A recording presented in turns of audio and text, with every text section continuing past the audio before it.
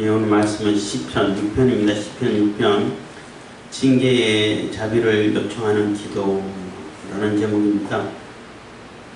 예, 다윗의 시고요. 그 다윗의 시면서 그 배경에 대해서는 나오지 않고 있습니다. 영장으로 현악 스미닛에 맞춘 노래에서 스미닛이 8이라는 그 숫자와 관계되어 있다고 그래요. 그래서 8줄로 된 현악기가 아닐까 이런 생각도 하는데, 어쨌든 8번째 이런 해석도 하고 하는데, 그건 그렇게 중요한 것이 아니고 지휘자의 지도를 받아서 연주하는 노래라고 말할 수 있습니다. 그래서 배경을 이렇게 내용을 통해 가지고 추측을 그렇게 하고 있습니다. 아마 이 6편도 압살롬 반역을 배경으로 해서 다윗이 어느 정도 안식처에, 그러니까 피난처라고 할 수 있는 그 성에 들어가서 피난하면서 다윗이 굉장히 병을 앓았던 것 같아요. 얼마나 충격이겠어요. 다윗 시편을 읽다 보면 다윗이 정말로 죽을 병에 걸렸다가 난 경우가 있다라고 말할 정도로 병에 시달리면서 그 심정을 하나님께 노래하는 시들이 몇 개 나오는데, 이것도 그 시 중에 하나가 아닐까. 차맷이라고 그러죠. 6편이 이제 차맷인데, 압살롬 반역이 일어나서 막 겨우겨우 이제 죽을 동안 살펴가지고 도망가 피해서 어느 성에 들어가가지고 요단강 건너서 같이 가가지고 있으면서 거기서 병을 앓으면서 과거에 자신의 죄가 떠올라서 바세바 우리아 사건이죠. 떠올라서 너무나 그 죄의 그 무게가 무겁고, 물론 그때도 다 회개하곤 했지만, 그때도 금식하면서 회개를 했지만은 그 죄가 다시 떠올라서 너무나 이렇게 어려운 상황이고, 그 죄를 회개하는, 참여하는 그러한 마음을 가지게 되고, 그 죄에 대한 징계로 이러한 충격적인 일을 겪게 되고 이러한 일이 벌어지지 않았을까 하는 그러한 마음이 누구나 들겠죠. 다윗 같으면 더 들겠죠. 그래서 그 자신의 과거의 죄를 떠올리고 생각하면서 또 다시 한번 이렇게 간절히 이렇게 회개하고 하나님께 용서를 비는 그러한 기도라고 볼 수 있어요. 그래서 하나님의 징계가 너무나 크고 무거우니까 더 이상 분노로 나를 이렇게 쳐버리면 나는 살아날 방법이 없습니다. 그래서 회개를 받아주시고 용서해 주십시오 하는 그러한 기도가 아닐까, 이런 추측을 하고 있습니다.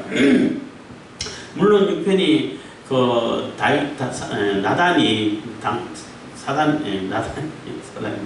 다윗에게 와가지고 죄를 지적할 때에 그때 또 바로 해결을 하죠.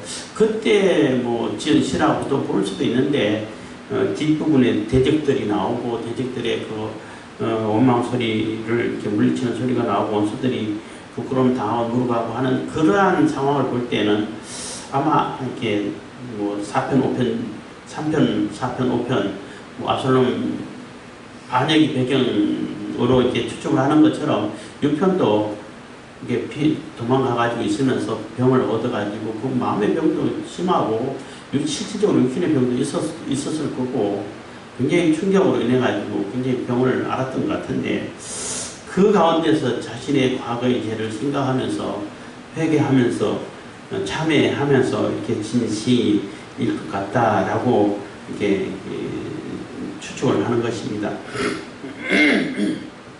6장 1절입니다. 6편 1절. 여호와여, 주의 분으로 나를 견책하지 마옵시며 주의 진노로 나를 징계하지 마옵소서. 그래서 여호와는 이제 언약의 하나님의 이렇게 이름이잖아요. 스스로 계신 하나님이 모세에게 나타나서 이스라엘과 언약해주는 그 언약의 하나님의 이름을 이렇게 강조할 때는 항상 여호와라는 이름을 씁니다. 성경에서는.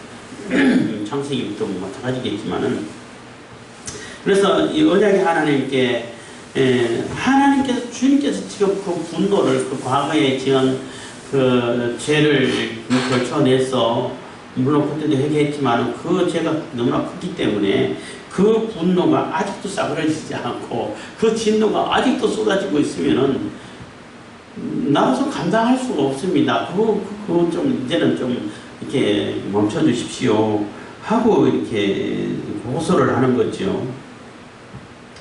2절 여호와여 내가 수척하여 싸우니 긍휼히 여기소서. 여호와여 나의 뼈가 떨리오니 나를 고치소서. 해서 여호와여 내가 수척하여 싸우니 했더니 수척하다는 얘기는 병을 얻어가지고 완전히 뼈가 마르는 정도로 야위였다는 거예요. 힘든 상태라는 거예요. 그래서 병 들어있는 상태에서 이게 쓰지 않았을까라는 생각도 하게 되는 것입니다. 완전히 내가 너무나 이렇게 힘든 상태고 뭐 야위인 상태고 병을 얻어서 마음의 병도 당연히 왔겠죠. 어떻게 상심하지 않고 마음의 병이 없을 수 있겠어요. 자기가 그래도 가장 기대하고 믿었던 그 아들이고 그 성경 읽다 보면은 압살롬에 대해서 다윗의 그 마음은 정말로 뭐 굉장히 기대가 크고 뭐 오로지 아들 중에 압살롬만 바라보고 있다라고 생각할 정도로 기대가 크고 이렇게 마음도 뭐 너그럽고 또 모든 것이 다 용납이 되고 이런 상태인 것 같은데 그 아들이 반역을 하고 또 자기들이 정말로 자기가 손바 수족처럼 여겼던 그러한 신하들 가장 가까이서 모든 일들을 그냥 형제처럼 의논하고 뭐 작전 회의를 하고 서로 한솥밥을 먹고 이렇던 신하가 자기를 죽이겠다고 아주 뭐 결정이 아주 기가 막힌 계략을 내놓고 반역을 하고 이런 상태인데 어떻게 그 마음의 병이 없겠어요? 마음의 병이 오고 육신의 병도 왔을 거라고 뭐 합리적인 추론을 할 수 있죠. 뭐 충분히 그렇게 예상할 수 있다는 것입니다. 그래서 내가 수척하여 싸우니 긍휼히 여겼어. 그래서 뭐 뼈가 마르고 완전 병 들어가지고 지금 죽을 지경에 누워있는 상태인데 하나님께서 이 상태를 보고 불쌍히 여겨주십시오. 긍휼히 여겨주십시오 하고 기도하는 것입니다. 여호와여 나의 뼈가 떨리오니 나를 고치소서. 그래서 뼈가 떨린다는 거예요. 뭐 뼈가 떨린다는 얘기는 그만큼 뭐 심하다는 얘기죠. 병이 뭐 몸만 아파도 뭐 힘든데 뼈까지 이렇게 아프게 되면은 뭐 견디기가 어렵죠. 뼈까지 떨리고 3절 나의 영혼도 심히 떨리나이다. 뼈뿐만 아니고 내 영혼까지도 지금 심히 떨린다는 거예요. 이 영혼이 떨린다는 그러한 얘기는 하나님이 나를 완전히 버려가지고 나를 떠나버리면 어떡할까? 이러한 데 대한 두려움이라는 거예요. 가장 큰 뭐 이렇게 재앙이 되겠죠. 하나님이 나를 떠나가 버리신다면 그보다 더 큰 재앙이 없어요. 다윗이 늘 이렇게 고백하는 것처럼 천만인이 나를 둘러싸도 하나님이 나와 함께 하시면은 전혀 두려움이 없어. 뭐 문제될 것도 없고 고민도 없어. 두렵지 않아. 이렇게 고백하는데 그 하나님이 나를 떠나버린다 그러면은 그보다 더 큰 재앙이 없다는 거죠. 굉장히 두렵고 떨리는 그러한 상태라는 겁니다. 그래서 나의 영혼도 심히 떨리나이다. 여호와의 어느 때까지니까. 그래서 언제까지 이렇게 이 죄 때문에 이 징계를 계속 받아야 되겠습니까? 라는 얘기도 되겠지요. 그래서 그 죄로 인해 가지고 바세바가 잉태한 그 아이가 뭐 태어나자마자 얼마 안 돼가지고 죽어버렸잖아요. 그것도 마음에 굉장히 큰 상처가 됐는데 그것으로만 끝나지 않고 또 이런 일을 당하니까 이게 하나님의 진노가 계속 이게 이어지면 어떡하나. 여기서 끝나지 않고 계속 이 진노가 이어져 가지고 내가 완전히 이렇게 소멸되고 진멸당하고 죽어버리면 어떡하나. 이런 염려가 든다는 거예요. 그래서 언제까지 이렇게 해야 되겠습니까? 언제까지 이 진노를 멈추고 분을 멈추시겠습니까? 하는 기도가 된다는 겁니다. 4절입니다. 여호와의 돌아온 나의 영혼을 건지시며 주의 인자하심을 인하여 나를 구원하소서. 그래서 여호와께서 이제 떠나가지 마시고 떠나갈 것처럼 보이고 떠난 것처럼 보이니까 얼마나 두렵겠어요. 그래서 다시 돌아오셔가지고 내 영혼을 건져주시고 회복시켜주시고 주의 인자하심을 인하여 나를 구원하소서. 그래서 뭐 다윗으로 볼 때는 뭐 이렇게 하나님 앞에 이렇게 건짐을 받고 뭐 또 내세울 만한 그런 의도 없고 물론 다윗만큼만 이렇게 살아도 참 우리가 볼 때는 존경하면 하죠. 존경하면 하고 내세울 게 있지 않을까 이런 생각도 우리 사람들 입장에서는 그런 생각이 드는데 하나님 앞에서 다윗이 내세울 게 뭐가 있냐는 거예요. 내가 이렇게 했으니까 이렇게 좀 해주십시오. 이럴 수가 없다는 거예요. 하나님이 인자하신 분이 아니십니까? 하나님이 사랑이 크신 분이 아니십니까? 하나님이 긍휼을 베푸시고 그 인애를 베풀으시고 우리를 감싸주시고 보호해주시고 또 우리를 이렇게 불쌍히 해주시는 그분 아니십니까? 인자가 풍성하신 분이시니까 그 인자하심을 인해서 하나님의 인자하심, 하나님의 사랑, 하나님의 자비하심으로 인해 가지고 나를 건져주십시오 하고 기도하는 겁니다. 나를 구원해 주십시오 하고 기도하는 거예요. 그런데 내 의가 아니라 내 어떤 자랑이 아니라 하나님의 인자하심에 기대를 하고 구원을 요청한다는 겁니다. 우리도 마찬가지죠. 하나님의 인자하심과 하나님의 은혜가 아니면 구원받을 수가 없죠. 어떤 존재를 알지라도 5절입니다. 사망 중에서는 주를 기억함이 없사오니 음부에서 주께 감사할 자 누구오리까. 그래서 사망 중에는 주를 기억함이 없다는 얘기는 내가 이렇게 해가지고 죽어서 저 음부에 떨어지면은 어떻게 주님을 기억하고 주님을 다시 찬양하고 감사하고 주님의 일을 이루고 주님 뜻을 이룰 수 있겠습니까? 못하지 않습니까? 그리고 그 음부에서는 주님께 감사할 수 있는 그런 상황도 못 되지 않습니까? 뭐 음부에 지옥에 떨어지고 뭐 지금 음부 지옥에 떨어지기 전에 음부라고 말할 수 있는데 거기 있는 그 멸망받고 지옥이 예비된 그 심령들이 하나님께 감사하겠어요? 불평하지, 원망하지. 그러면서도 역시 하나님은 하나님이십니다 라고 인정할 수밖에 없는 상태가 될 텐데 감사할 수는 없다는 거예요. 그래서 하나님께 감사하고 하나님께 찬양하고 예배하고 하나님의 그 뜻을 받들어서 하나님의 공의를 실천하고 의를 실천하고 하나님의 의를 나타내고 이렇게 하려면은 제가 여기서 죽어서는 안 됩니다. 살려주십시오. 건져주십시오 하고 간절히 요청하고 있는 거죠. 6절 그래서 죽기 전에 그러니까 이 얘기는 지금 죽을 병에 사람들이 볼 때는 죽을 병에 걸렸을 정도로 병이 좀 심각하다라고 말할 수도 있는 거죠. 6절입니다. 내가 탄식함으로 궁핍하여 밤마다 내 눈물로 내 침상을 띄우며 내 혀를 적시나이다. 이건 과장법이기도 하죠. 내가 탄식함으로 궁핍하여 그래서 늘 탄식하고 지금 뭐 피곤하고 핍절하고 피곤한 상태고 이럴 땐 얘기는 밤마다 눈물로 내 침상을 띄우며 내 혀를 적시나이다. 얘기는 그 좀 결정적이 너무나 추악하고 본인 스스로 생각할 때도 어떻게 내가 이런 죄를 저에 빠졌을까 할 정도로 이게 아픈 상처가 됐는데 그 죄를 생각할 때마다 이렇게 회개하고 눈물로 회개하고 이랬다는 거죠. 그래서 뭐 눈물을 하도 흘려가지고 침상이 이게 떨적더라는 얘기예요. 요는 다 적고 뭐 이렇게 과장법이기도 하죠. 그 얘기는 바세바 사건 이후에 제가 말씀드렸던 것처럼 다윗이 굉장히 이게 좀 우유부단하고 또 이렇게 그 자신감도 많이 떨어지고 자기감 속에서 정상적으로 왕으로서 해야 할 직무유기와 같은 그러한 상태에 빠지지 않았을까 하는 이유 중에 또 하나예요. 빨리 거기서 벗어나서 하나님께서 용서하셨으니까 물론 벌은 받겠지만은 거기에 대비해서 준비를 하고 또 회개해서 바로 이렇게 그 죄책에서 벗어나서 하나님을 바라고 하나님의 뜻을 실천하는 데 더 집중하고 했으면은 이렇게까지는 이렇게 일이 크게 안 벌어졌겠죠. 미연에 방지하고 또 대비할 수 있는 그러한 뭐 상황이 생길 수도 있었을 것이고 그래서 이렇게 크게 일이 뭐 확대되지는 않았지 않았을까 뭐 이런 아쉬움도 있습니다만은 어쨌든 간에 이 다윗은 그 일 때문에 계속 이렇게 그 죄책에 시달리고 어떻게 하든 내가 이 죄에 빠져가지고 이런 상황이 됐을까 하고 국정을 운영하는데 좀 소홀할 수밖에 없게 되고 늘 자괴감에 빠져가지고 내가 할 수 있는 게 뭘까 이런 데 있다 보니까 백성들의 사정도 잘 못 살피고 이래 되지 않았을까 이렇게 추측을 할 수 있는 거죠. 어쨌든 간에 내가 단시간으로 공핍하여서 지금 많이 이게 핍절한 상태고 어려운 상태고 지금 병까지 얻은 상태인데 밤마다 눈물로 적시고 회개하고 있었다는 겁니다.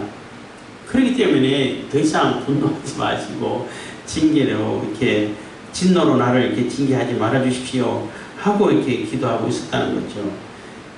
7절 내 눈이 근심을 인하여 쇠하며 내 모든 대적을 인하여 어두웠나이다. 그래서 내 모든 대적이 이제 아마 압살롬 반역에 가담한 대적들이 아닐까 이렇게 생각하는데 내 눈이 근심을 인하여 쇠하고 그래서 눈이 쇠해가지고 쾌하다 그러잖아요. 뭐 다크서클이라고 그럴까 그것도 막 내려앉고 쾌한 상태라서 뭐 몰골이 말이 아닌 상태가 돼 있는데 그런 상태에서 그 죄를 늘 이렇게 괴로워하고 아파하고 있는 상태에서 반역이 일어나가지고 대적들이 막 일어나서 막 비난하고 저주하고 뭐 이런 상태에 있으니까 얼마나 힘들겠냐는 거죠. 견딜 수가 없죠. 병이 안 날 수가 없다는 겁니다. 그래서 내 모든 대적을 인하여 어두웠나이다. 행하는 너희는 다 나를 떠나라. 여호와께서 내 곡성을 들으셨도다. 그래서 그렇게 기도하고 또 죄를 회개하고 죄책에 빠져서 이제 더 이상 하나님께서 나를 버리셨나 이런 상황에 있었는데 늘 기도하다가 갑자기 8절부터 분위기가 확 바뀌어가지고 하나님께서 내 기도를 들으셨다는 거예요. 아, 하나님께서 내 기도를 들으시고 나를 버리지 않으시구나. 그렇기 때문에 쟤들이 악한 일을 행하고 있구나 라는 것을 이제 하나님의 응답으로 깨달았다고 볼 수 있는 겁니다. 그래서 행하는 너희는 다 나를 떠나라. 여호와께서 내 곡성을 들으셨도다. 그래서 내가 이렇게 울고 눈물로 침상을 적시고 한 이 회개의 소리를 들어주셔가지고 나를 회복시켜 주시고 나를 버리지 않으시고 다시 건져주신다라는 그러한 확신이 들었다는 거죠. 그러한 응답을 받았다고 말할 수 있는 거죠. 그래서 내 기도를 들으셨고 내 울음소리를 들으셨는데 더 이상 나를 대적하지 말고 나를 저주하지 말아라. 그 대적자들은 이제는 하나님께서는 다윗을 버렸을 거야. 버렸어. 다시는 하나님께서 함께하지 않았을 거야. 저는 저주받아서 마땅한 자야. 이렇게 해서 계속 이렇게 비난하고 욕을 했다는 겁니다. 그래서 그 말을 들으니까 또 그런가 싶어가지고 또 울고 회개하고 했겠죠. 그런데 하나님께서는 내 기도를 들으신다는 거예요. 이게 매우 중요한 것인데 내가 죄에 빠져가지고 죄에 헤매다가도 하나님께 회개하고 돌이키고 하면은 하나님께서 내 기도를 들으신다는 거예요. 이게 굉장히 중요하죠. 하나님께서 안 들어주시면은 아무 소용 없잖아요. 하나님께서 내 기도를 안 들으시고 외면해버리면은 방법이 없어요. 근데 중요한 것은 들어주신다는 거예요. 들어주셨다는 거예요. 물론 죄에 빠져가지고 좀 부끄럽고 수치스러운 죄에 빠져 있었지만은 그 죄에서 이제 벗어나서 회개하고 돌이키고 다시는 죄에 빠지지 않기를 이렇게 소망을 다짐하고 하나님께 돌아와서 하나님 뜻을 받들어서 하나님 말씀대로 살기로 다짐하는 그 사람에게는 그 기도를 하나님께서 들으신다는 거죠.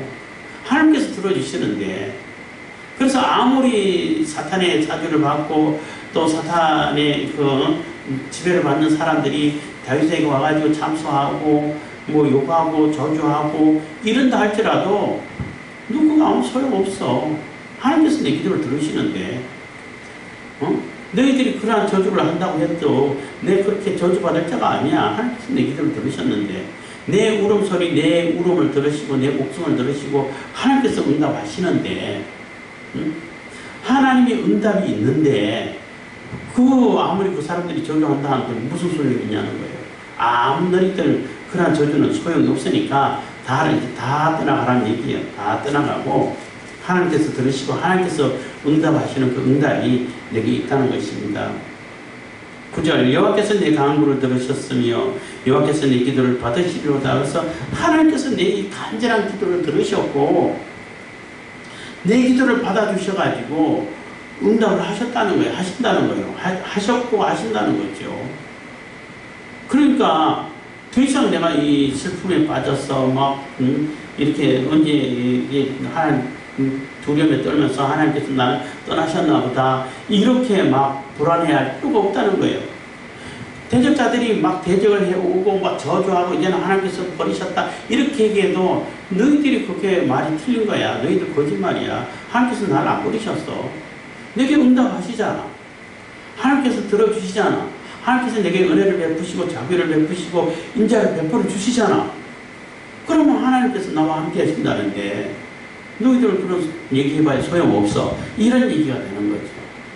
그래서 우리가 죄에 빠졌다 할지라도 그 죄에서 빨리 벗어나서 회개하고 돌이켜서 하나님께로 오면은 하나님께서 받아주신다는 게 그게 큰 은혜가 되는 거죠. 구원파 얘기를 자꾸 하게 되는데 이런 얘기 할 때마다 구원파는 내가 이미 다 용서받았기 때문에 내가 육신으로 무슨 죄를 지은들 아무 괜찮아. 그거는 회개한 자가 아니에요. 뭐 영지주의자들하고 비슷한 얘기가 되는데 그거는 하나님을 모욕하는 거예요. 하나님을 욕되게 하는 거예요. 그러한 자들은 하나님께서는 들으시지 않으시죠. 기도를. 왜냐하면 지 마음대로 하는데 하나님을 모욕하고 있는데 그 죄에서 벗어나는 것이 중요한 것이고 벗어나서 하나님께로 돌아오는 것이 중요한 거예요.